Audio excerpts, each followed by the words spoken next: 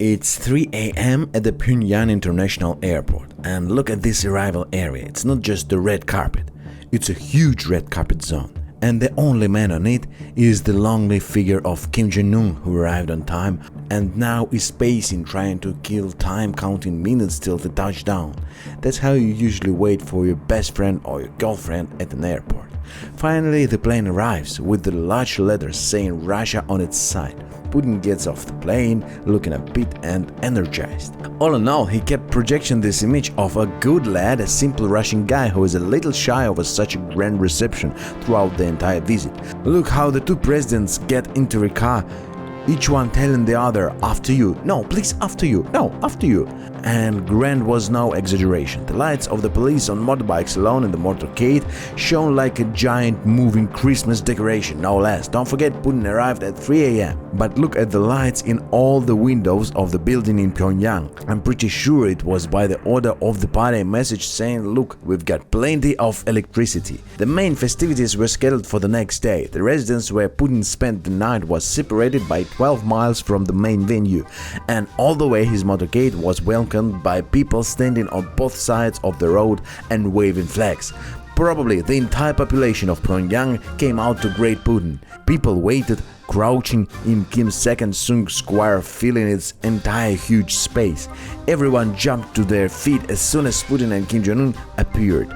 The orchestra played Russian songs, and the director was standing with his back to the orchestra, which is weird, by the way. Balloons went up in the air with all the current used. They looked like a test launch towards the 38th parallel. After that, both presidents got into a convertible Mercedes-Benz and made a round of the city streets standing in it.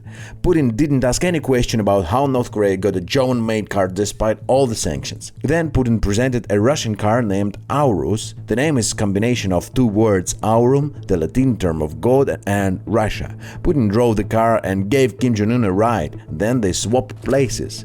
Check this out, the supreme leader of North Korea is a heavy smoker, so the car is equipped with a special holder for a pack of cigarettes. Kim Jong Un knows this car very well. Putin gave him one already during his visit to Vladivostok, and now he gave him one more. I keep talking about the ceremonial sides of the visit because in terms of real content there is nothing new to tell. Putin promised help to the DPRK. The countries signed a full-scale support and cooperation treaty, which means that if any of the nations gets attacked, the other is bound to come to help. This treaty was already in place between Russia and North Korea, but it expired. In addition, Putin promised to supply the DPRK with weapons if the West countries to arm Ukraine. This was announced by the leaders at a press conference, and it was one of the rare opportunities to hear Kim Jong Un's real voice. I must say he sounds a little unusual. 서로 관계 발전 행로에서 오늘과 같은 중대한 사변을 맞이할 수 있은 것은 Putin's visit ended late at night, and Kim Jong Un went to see the Russian president of the airport in person. Check this out, Putin has already entered the plane, but the Korean leader isn't going anywhere. The Putin appears by the window and starts waving his hand, and Kim Jong Un waves back at him and doesn't stop even when the plane is already up in the air.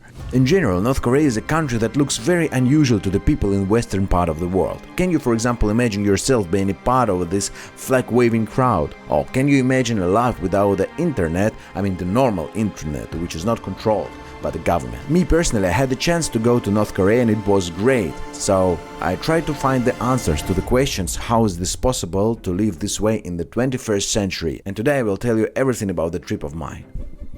Hello everyone, this is Anton, lyadov, and today you're watching a very special episode. In it, I'll be sharing how we filmed perhaps one of the most daring and dangerous episodes. I'd say it was a truly perilous journey to North Korea. Actually, it's been 3 years since then, but the memories are still vivid. After we released this episode, YouTube blocked the video. For several months, it was unavailable to viewers. Of course, we fought back and worked tirelessly with YouTube and our lawyers to restore access for everyone. Today, I'll walk you through this video and talk about the most emotional and dangerous moments we encountered during filming. First, let me tell you how it all started. It began with a long flight from Moscow to Beijing, and there we were. Why do I say we? I had a producer with me who was assisting assisting. We had developed a cover story that we worked together at a law firm. She was my boss, and I was her subordinate, a lawyer. It was crucial for us to remember and stick to this story without forgetting any details, like our firm having about 30 employees and mainly handling administrative cases, not criminal ones. And it really helped us during the trip. There were moments when our guides would seemingly separate us and ask us the same questions. After these conversations, as we passed each other, we would quickly exchange information. We would whisper on the go, she asked me about this or that. We kept each other updated on the questions asked. It was quite nerve-wracking for us, really. But essentially, my paranoia grew more and more with each passing day.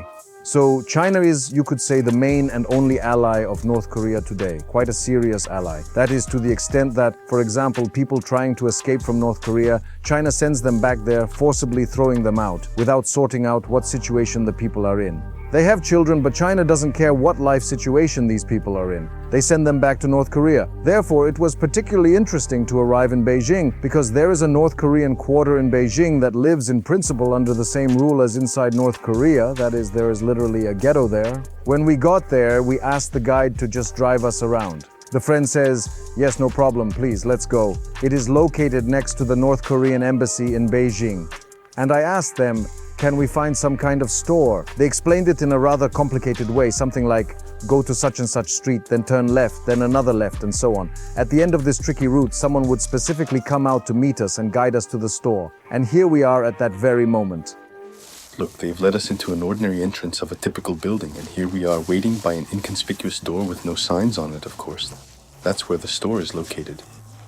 I filmed this right at the moment when the special guide came out to meet us and led us to the store. I had a small GoPro camera attached to my chest. Luckily, the situation was so hectic that they couldn't figure out what it was. Maybe it was a camera, and why was it on? Despite this, I didn't hide it. They all looked at it, but no one said anything or tried to stop me. Maybe one person pointed at it once, but there were no consequences. We went into the store and bought some beer, vodka, and things like that. Right in front of the train car, we were met by special officials directly from North Korea. Take a look at their badges. Each of them wears a badge on their chest with portraits of North Korean leaders. It's quite striking when you first see something distinctly North Korean. You quickly notice that each and every one of them wears a badge with their leaders' portraits. Kim Jong Un and Kim Il-sung. And look at their impeccably ironed shirts. They all have them. I've only worn such a perfectly pressed shirt at my wedding. Look, I'm wearing a badge too. They made us wear one. Well, we had to buy it. And the officials strongly recommended that we always wear it. See, I'm still wearing it. Out of respect and compliance. Traveling day and night to the border of China with North Korea and a whole day across North Korea itself. But there's only one train that goes from China to North Korea, and even that doesn't go all the way. Only 2 cars from the entire train make it to North Korea. The other 6 cars are detached in the last Chinese city. Technically, you can move from the Chinese part of the train to the North Korean part, but it's not encouraged. You're supposed to stay in the car you boarded until you reach your station. But we were tourists, and we had dollars with us. When we decided to have dinner in the dining car, we needed to go to the Chinese part of the train, as the restaurant was there. Here's how it works. In the vestibule next to the locked door stands a special guard. He has a huge bunch of keys in his hand. It reminded me of the cartoon about Cipollino. Remember the scene where Cipollino tries to get to his grandfather? And the guard walks around jangling those keys. The Chinese conductor saw that I wanted to approach him. Opens the door for me. And here comes our Korean guide, comrade. His shirt is even unbuttoned, which is very unusual. Normally, they are not allowed to dress like that. He unlocks the door for us and lets us into our North Korean car. Oh, I completely forgot. There are actually 2 guards on duty, not just one. One guard watches the door on the Chinese side of the train, while on the other side there's a North Korean guard. It looks just like a real border between countries. Can you imagine? It's like a moving border. Now, the border guards will enter here. They will check bags, phones, laptops, and so on. At that moment, a lot of new passengers boarded.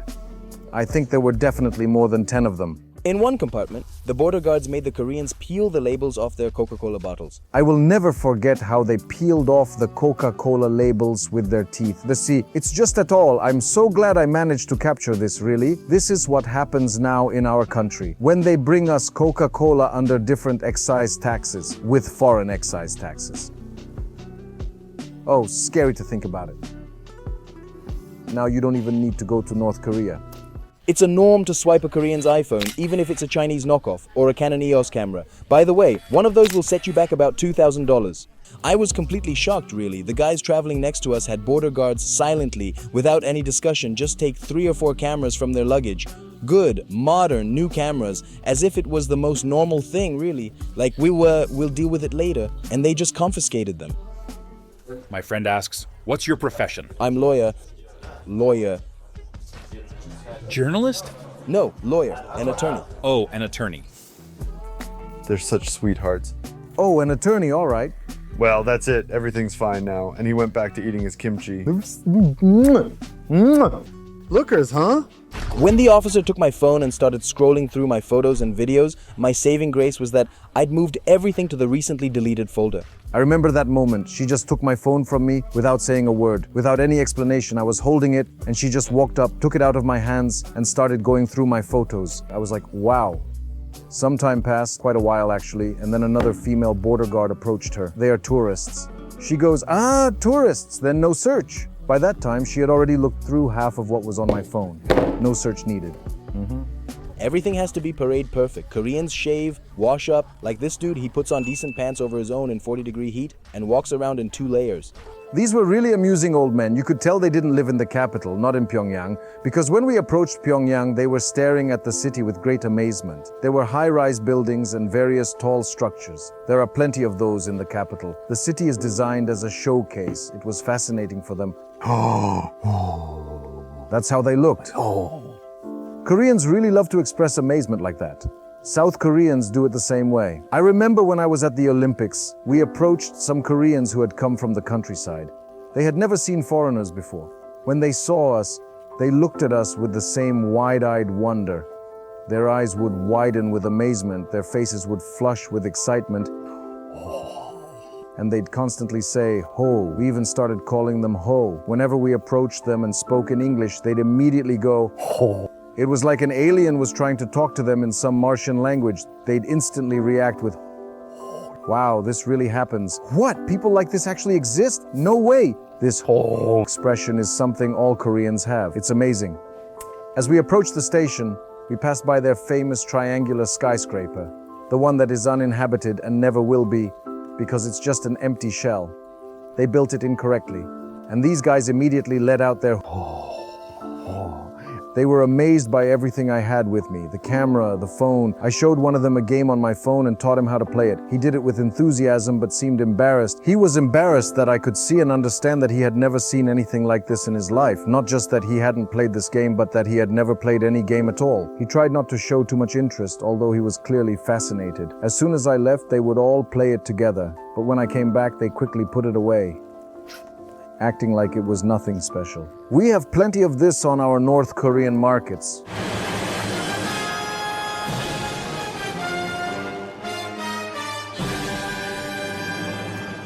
I edited this myself. I wanted to create that effect of, the country presenting itself grandly. But actually there's a lot about which it itself is embarrassed to speak. Now, years later, I realized that I actually came from such a country myself. If there's an attack from the southern side and any equipment or tanks advance, these wooden wedges are knocked out and the concrete blocks fall onto the road. This way, they block the path into the country in case of an attack from that side. We weren't allowed to film any of this. It was a demilitarized zone, but I found the place very interesting. You can see many tourists behind me. The guides strictly commanded us before the bridge, saying, "Don't go any further, stay here, no filming allowed." They wouldn't let us go any further. To cross this bridge, we had to wait for their signal. At some point, they gave the command, and only the tourists could go. The guides suddenly disappeared. That's when I realized I had to take advantage of the moment while no one was around and start filming. I'm very happy and proud that I managed to capture this place. I haven't seen anyone else show this place besides me. After crossing the border, the pristine image of North Korea fades quickly. Goats graze right between the border guards' barracks. People try to catch their dinner not from a pond, but from what is essentially a huge stagnant puddle. The best thing you can do during the trip is to carefully observe everything around you. Pay close attention to what you're passing by, because sometimes you'll see things you wouldn't see anywhere else. For example, you might see a simple cart going down the middle of the city. What's unusual is that these buildings were specifically constructed in front of the railway. So these houses are also the most beautiful in the area to make a good impression. And over there, look, there's a boy sitting and playing in the sand. It's worth noting that this sand is clearly construction sand. The soil is plowed with a plow, grass is torn exclusively by hands and throughout the country. I don't understand how they pull out grass by hand. Here it seems to be some sort of obsession, I'm absolutely sure of it. Of course, it might be largely due to the lack of fuel, because if you use a lawnmower, you need gasoline. And where can you get it in such quantities here? The gasoline that is available in North Korea is only used for vehicles. So mowing the grass becomes too expensive. It's much cheaper to have people pull out the grass by hand. There are many similarities between our countries. In the courtyards, Koreans on the way from work like to sit on the asphalt, write in office pants on a small packet and play cards. This is the most elite, high-ranking district. What can I compare it to? It's like stepping out of the State Duma in central Moscow and strolling through the nearby alleys and parks. That's where the officials live and relax. This area is exactly the same, but in North Korea. Everyone here is a government official, absolutely everyone. They're not construction workers or ordinary drivers. No, they live completely differently. This is the true elite of Pyongyang. A person, just as they were in the office in a suit, comes to this park and sits right on the pavement. And now they're playing cards in their lovely straw hats. It's certainly very unusual, but it exists here.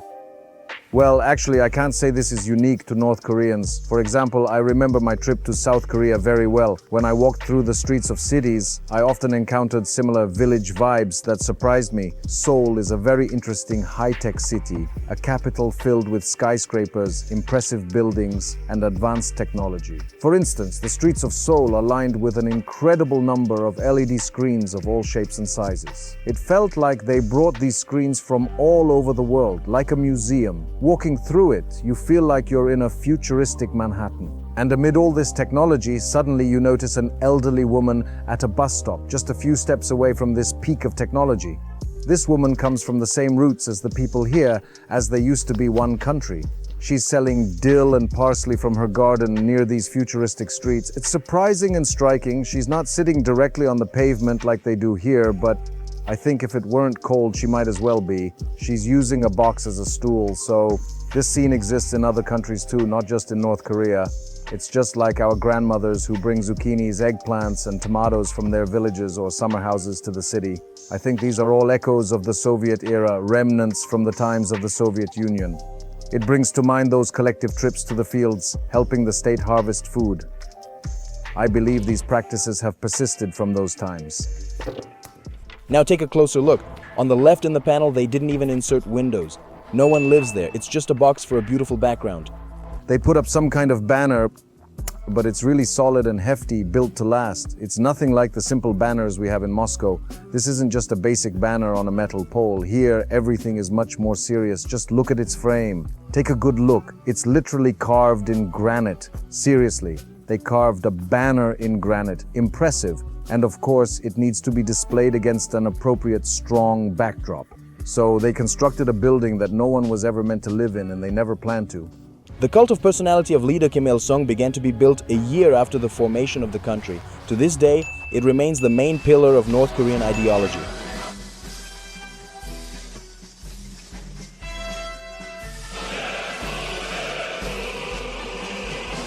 What impressed me the most were the large-scale events that the government loves to organize. For some reason, it's completely forbidden to film them. I don't know why, but they would literally slap my hands whenever I reached for my camera. No one bothered to explain anything either. I was dying to capture and share the emotions and impressions these spectacles evoke. The only thing I could think of was to sneak into the nearest restroom and film from there, and that's how I managed it. Please forgive me for filming from the restroom, but honestly, there's just no other place where I can discreetly record what's happening.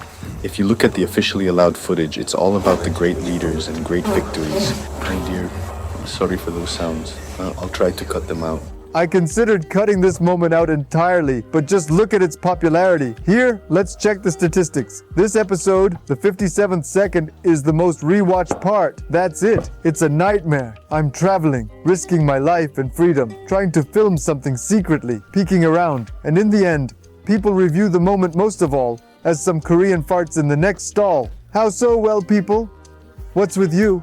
You see how I suppressed my smile here? I often had to stifle my smiles and laughs because sometimes they would tell such crazy stories that I just wanted to burst out laughing. It was really hard to keep a straight face, but it was very funny. There was one situation where a young guy, one of my escorts, wanted to tell me a local joke. We were walking through some city park at the time. We were strolling and came to a spot where they were installing a statue, naturally of some leader. It was a small statue, not the main or important one. It wasn't even half important. I think there was a building where the father of one of the great leaders had once been. As we approached the spot, the escort started telling his joke. But then he saw the statue, stopped mid-sentence and said, "Oh no, we can't tell jokes here. Let's move a bit further away. We need to walk at least a few meters and then we can tell jokes." And the joke he told was incredibly dumb. Seriously, it wasn't funny at all, absolutely not. But this guy laughed so hard at it. In our country, the state provides all these apartments to university workers, professors. Yes. In this version of the miracle of socialism, distributing free apartments, they tell this to everyone from tourists to high-ranking foreign guests. Interestingly, at some point, my escorts seemed to start playing along with me. I made sure not to show their faces or record their voices, but sometimes when they saw that I was very interested in something, they began to tell me what they knew. Everything they themselves knew from their TV shows. Most of the time, it was blatant nonsense. Just imagine. One of the escorts had a candid conversation and mentioned that she would love to visit the GDR, German Democratic Republic, and it seemed like she didn't know that this country hasn't existed since 1991. A significant portion of the footage for this video will be shot at high speed, I think at a speed of around 100 kilometers per hour. This was the craziest advertising integration. Because at that moment my guides were watching me, I stood and said, "Please come by the link in the description." Well, darn, the trip was expensive. It needed to be paid off. Money doesn't fall from above. Look there. Those are slums. Don't pay attention. Our guides reacted in a really funny way whenever we asked them about the slums, for example. You know what they did? When we asked, they would start describing and pointing out things like, "Look at this beauty. Here's a river flowing. Over there are beautiful government buildings." Then I would ask, "What about over there?" pointing to the slums. She would silently take my hand, turn it in the opposite direction and continue. "And here is a beautiful lotus." They completely ignored any uncomfortable questions. They didn't even try to answer them. It was very funny. Do you see the guy next to me? He's a journalist from the Associated Press. This was truly the riskiest moment of my trip, possibly one of the most dangerous for me. For some reason, on the way to this excursion, I drank 2 shots of snake vodka, which dulled my sense of danger. My camera is professional and any experienced journalist could easily tell who I really am by looking at it. This camera is not for tourists. Look, it has a microphone connected via a special XLR adapter which professionals use. It has a special handle. Before crossing the border, I would disassemble the camera, removing all these professional features, and remove the lens hood. The lens hood is a case around the lens. Once I took all that off, the camera looked much more compact and resembled a consumer camera. And he asks me, "Are you really a tourist?" I reply, "Yes, just a regular tourist." He looks at my camera suspiciously and asks, "Isn't your camera a bit too complex and expensive for a tourist?" I admit that yes, it is an expensive camera. He might have suspected something, but he didn't pursue the topic further. I tried to leave quickly without drawing any more attention. Honestly, I shouldn't have mentioned it at all. I just shouldn't have. But for some reason, I couldn't resist touching on this sensitive topic, and during this conversation, we were standing at the Yuchi Tower. But that wasn't the end of the adventure. There was more to come.